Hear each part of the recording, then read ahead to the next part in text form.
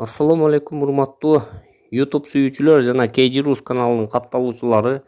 Бүгүн биз Оштогу Ош технологиялык университетинин жаратылышты пайдалануу жана жаңы технологиялар факультетинин курамындагы геология кафедрасына алыскы Россия Федерациясынан келген коноктор менен болгон маекти чагылдырмакчыбыз. Ал коноктор эмне үчүн келген, кандай болгон коноктор, алдыда көрөсүздөр туугандар. Ушул геология кафедрасына окууга тапшырып жана ушул жерден окуусун аяктап диплом алып, жумуш жок же болбосо кай жака барам деген суроолор болсо, ошол суроолорго жооп албакчыбыз. Ал эмесе биз менен болуп туруңуздар. Бул Якутиядан келген коноктор Якутиядагы бир чоң көмүр кенди иштетип, көмүр өндүрүп жаткан чоң Гилейген бир Колмар деген компания. Бул компанияда көптөгөн жакшы жаңылыктар менен келиптир бизге. Ал компания жөнүндө мен кыскача айта кетейин. Компанияга жумушчу күчтөр керек болуп атыптыр. Геолог, буровик, проходчик, взрывник, слесарь, машинист, шофёрлор керек экен. Жана башка ушул өз кесибин мыкты билген, ушул тоо кен өнөр жай тармагында иштеген, мурда иштеп, азыр жумушу жок жүргөндөр болсо дагы кайрылса болот. Биз алдыда видеонун аягында ушул компаниянын адресин жана байланыш телефондорду калтырабыз. Андыктан ошол телефондор менен байланышып сүйлөшсөңүздөр болот. Келишимдик негизде булар жарым жол кире акысын төлөйт экен. Ошондой эле ал жерге барганда медициналык кызматтар, жылына бир жолу эс алуу, анан ошол үйлөнгөндөр болсо, мисалы жубайы менен, бала чакасы менен, даже ошол жубайынын бала чакасын алып келгенге дагы жардам берет экен. Бирок ал өздөрүнүн айтышы боюнча сразу эмес, биринчи өзүңүз барып иштеп көрүп, анан ошого жараша болот десеңиз, семьяңызды алып кетсеңиз дагы болот экен. Дагы көптөгөн ушундай бир жакшы немелер бар экен. Ар кандай майрамдык кечелер болуп турат экен. Айлык акысы менин угушум боюнча 80 миңден 270 миңге чейинки өлчөмдө экен. Өз ишин мыкты билген бизде Кыргызстанда адистер көп, шахтерлор, буровик жана башка кесиптин ээлери көп бизде, жумушу жок жүргөндөр. Эгер ошондой акелер, үкөлөр, агалар болсо, ушул номерлерге кайрылсаңыздар болот.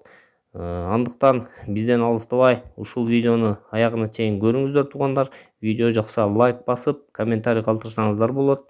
Жана дагы толук маалымат ала албасаңар, биз сиздерге ошол номерди бергенге аракет кылабыз. Ошол номер менен байланышып, сүйлөшүп алсаңыздар болот. Анда эмесе кеттик туугандар.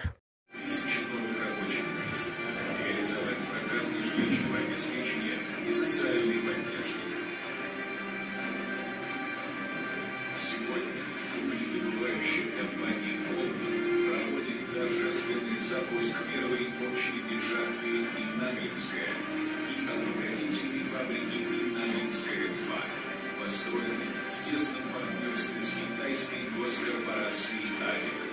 Следующий день будет ознаменован открытием специализированного угольного терминала Фагино-Французской в России. Почему вас приглашаем? У нас есть что добывать. Запасы угля, если внимательно смотрели ролик, около 1 миллиарда тонн. Да? То есть у нас есть что добывать. У нас есть чем добывать. Компания закупает, у компании есть инвестиции, компания закупает самое современное оборудование. На данный момент у нас 3 комплекса ФАМО работают. У нас, мы, так как являемся градообразующим предприятием, соответственно, мы очень много вкладываемся, в том числе и в социальную сферу жизни нашего города. Численность у нас растет постоянно. Почему мы, в общем-то, и приехали к вам? Взять 2018 год, он не так далеко, да, от нас, всего прошло всего ничего. На тот момент в компании было 1500 человек. Сейчас в компании 6000 человек. Да, на данный момент 6000 человек. В фабрике, соответственно, потребуются еще люди. Мы растущее предприятие, соответственно, даже если есть что добывать, чем добывать, необходимый человеческий ресурс, да, вы прекрасно понимаете, что без людей добыть уголь невозможно. Переработать его, перевести. Какие профессии нам нужны? Ну, соответственно, нужны все подземные профессии, да, так как у нас шахты, ну и вы в ролике это видели. Нам нужны обогатители, так как у нас уже три обогатительных фабрики. Нам нужен поверхностный комплекс, это и слесари, и водители, и на бульдозеры люди, да, экскаваторы, то есть вот все погрузчики, да, то есть вот все вот эти вот профессии, они точно так же нам очень-очень нужны. Поэтому вот мы приехали к вам рассказать про оплачиваемый проезд к месту проживания. У нас один из лучших, наверное, пакетов на Дальнем Востоке. Раз в 2 года мы оплачиваем проезд к месту отдыха туда и обратно, и в зависимости от стажа на предприятии оплачивается часть путевки, компенсируется часть путевки, расходов на путевку. Ежегодно, это если работающим, да, причем оплачивается не только работнику, но и его иждивенцам. Да. Например, если жена не работает, соответственно, жену будет оплачиваться. На детей точно так же оплачивается. Плюсом ежегодно мы отправляем, формируем группы, отправляем детей. Поэтому, если вы приезжаете к нам, надумаете связать свою жизнь с Якутией, у нас очень удобно построены кварталы. Да? То есть внутри каждого квартала есть детский садик, школа. То есть детям не нужно далеко ходить. Школа современная. Какие документы? Да. Документы об образовании. Образование? Ну, А если 10-й нет класс только. образования? Ну, не, 11-й, то есть. Просто окончание школы хотят. Таких кого? Уже со специальностью, да? Нет, без специальности. Просто Да. есть такие вопросы. Вот первый вопрос. Некоторые студенты хотят своих родаков к вам отправлять, да, желательно, например, мне 45 лет. Я могу там работать? Мне есть чем работать или как? И первый вопрос. И второй вопрос, который после школы только. Ну, Могут они или нет? после школы скорее нет, чем, да, все-таки у нас опасное производство, мы берем людей, которые имеют удостоверение, что они могут работать на этом производстве. Подземщики обязательно, чтобы был допуск работы, допуск к подземным работам.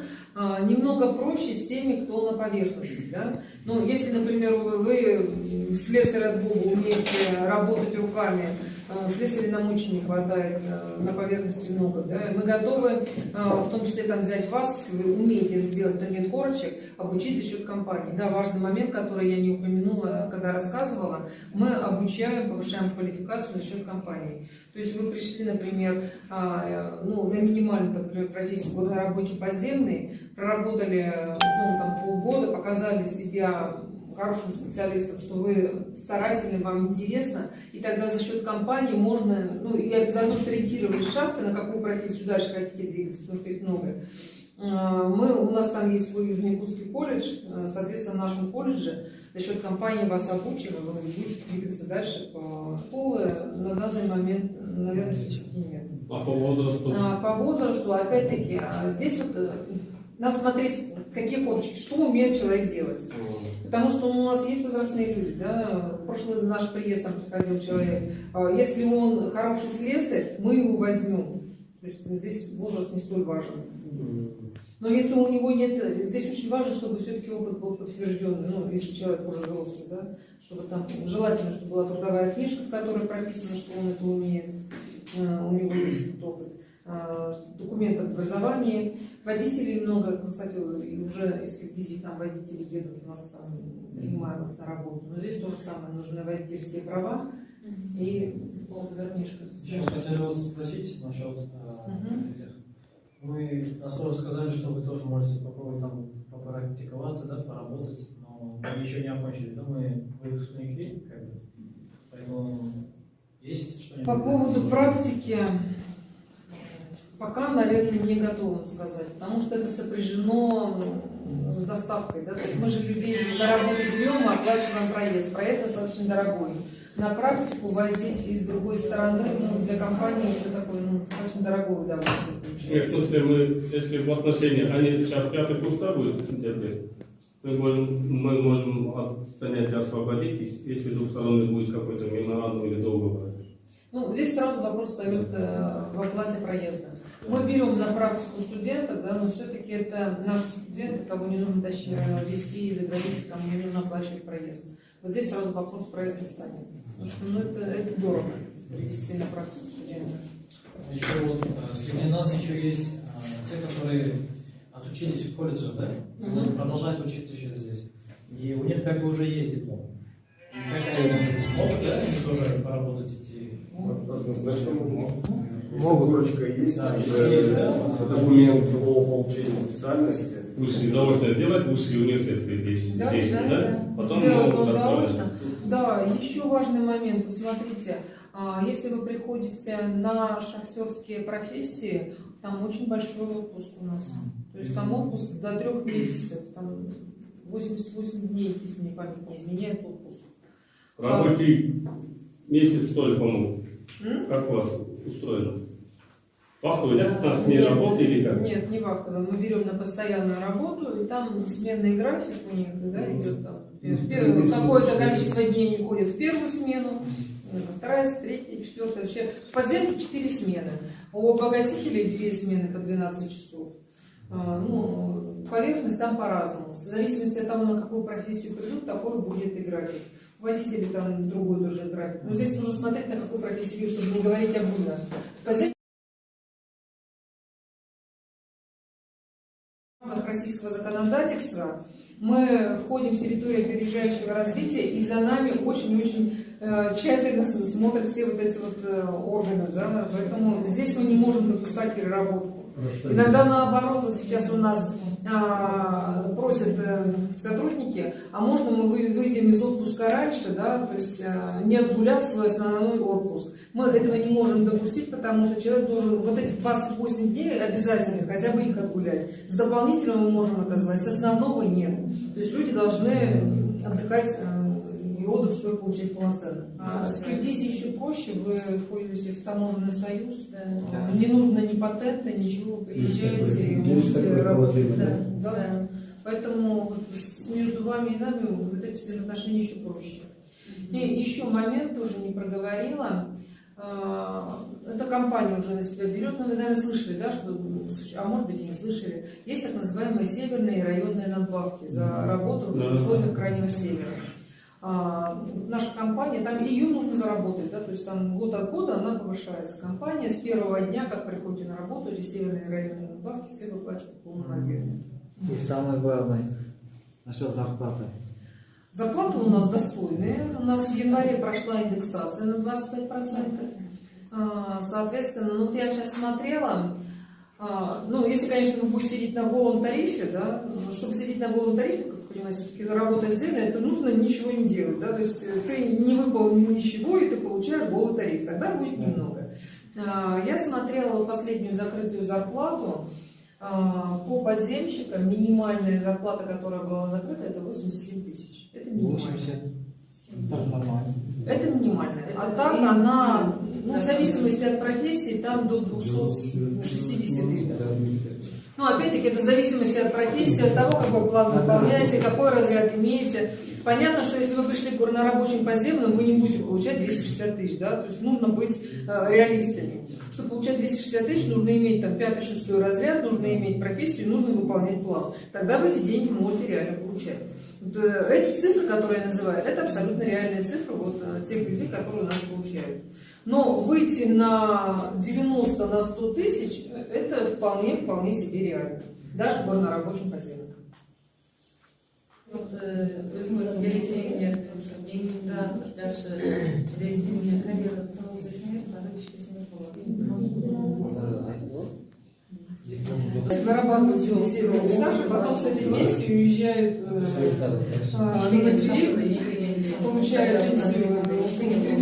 Студенты, вы успели, да, как я уже сказал, и как бы вы сказали, что эта компания как бы расширяется, да?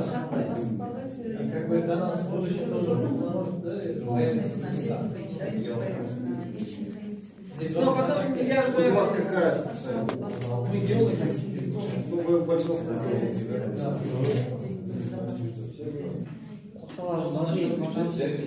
Иногда же вот места заполняются, поэтому Пробовать надо. всегда Пробовать надо. Ну, как всегда. Когда-то ловит меньше, когда-то больше. Пробовать надо. Вы приезжали... Компания, мы не так просто приехали, да, Валентина Анатольевна уже была в Киргизии. Вот, ну, правда, как бы такой первый вояж, да, посмотреть, познакомиться. А Сейчас сейчас мы все-таки хотели бы, чтобы донести информацию о компании, чтобы все-таки к нам приехали. Посмотреть, да, и, собственно, может быть, остаться. А про изменения, вот в ноябре мы приезжали, у нас, например, было очень много вакансий на рабочих подземных. Сейчас они у нас сократились кратно, то есть таких вакансий стало мало. Зато у нас стало много вакансий практически. То есть все вот меняется. Может, живая компания. Да. Ну, конечно, подземщиков у нас людей, скорее всего, много. Да, но когда вы уже будете знать о том, что есть наша компания, да, у вас есть наши контакты, Да. есть Замира, которая здесь находится, и с ней можно. В буклете, кстати, ее, ты свои, да, телефон там оставила? Да. Ее телефон непосредственно здесь она с вами рядом, поэтому можно у нее спрашивать, с ней, как только у вас меняется ситуация, обращайтесь, и welcome, приглашаем вас. Оқуға өткеннен кейін еш даярда істеп қалғанға және анан ошол жака барып иштесеңер болот. Келечегиңерге иш барды. Мен окуум бүткөндөн кийин каяка барып иштейм деген суроо уже чечилди да силерде. Жамиля Жекеңердің менде фирмасы именно ошол иш берүүчүлөр иштейт прямо. Азыр баягы айтты го, биз бүтүп калсак кандай байланыш кылабыз кийин. Жекеңер Кыргызстанда. Бул фирмадан бөлөк деле башка Россияга жумуш боло турган болсо, ошол фирма менен байланыштырып силерди. Ишке орноштууга мындай официально биз кетип атпайбыз, 11-дө бүтүп эле азыр айттыңар го өзүлөр бул жигит айтты. 11 бүтүп эле кетип атпайбыз, орусча билбей кетип атат, туурабы?